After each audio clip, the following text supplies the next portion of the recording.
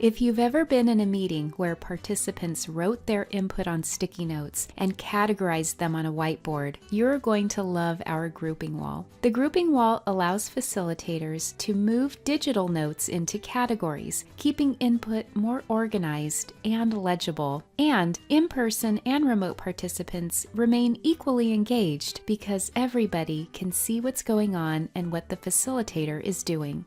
Facilitators can access the grouping wall from the note wall or the design screen by clicking on the grouping wall button.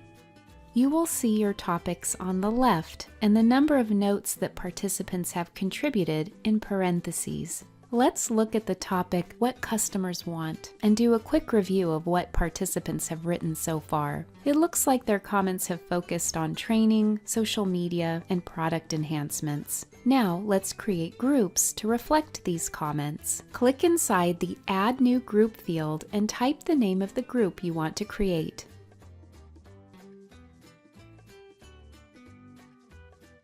Now that you've created your groups, click the upper left-hand corner of the note you want to move and drag and drop it into the desired group. You can move notes one by one, or you can select several notes to drag and drop.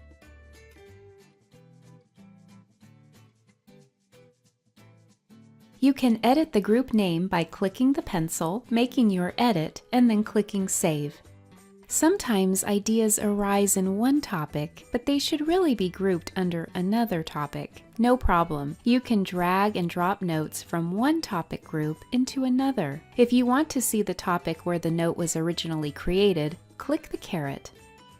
Once you've finished organizing notes into categories and you're ready to export, click the Excel icon. A dialog box opens that gives you a choice of which topic or topics you want to export to Excel. Let's select What Customers Want. Click Export. Your Excel spreadsheet shows how you've grouped responses to this topic.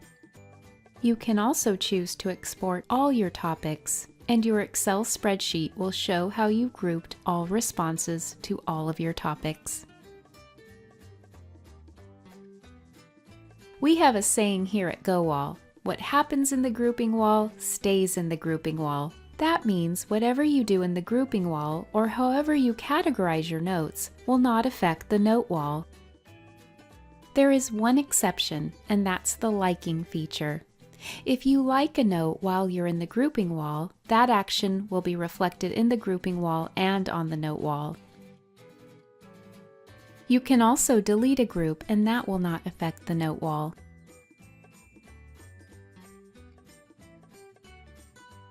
Whether you're facilitating an in-person session, a remote session, or a mix of both, the grouping wall is a very flexible tool that will help you organize and prioritize your team's contributions.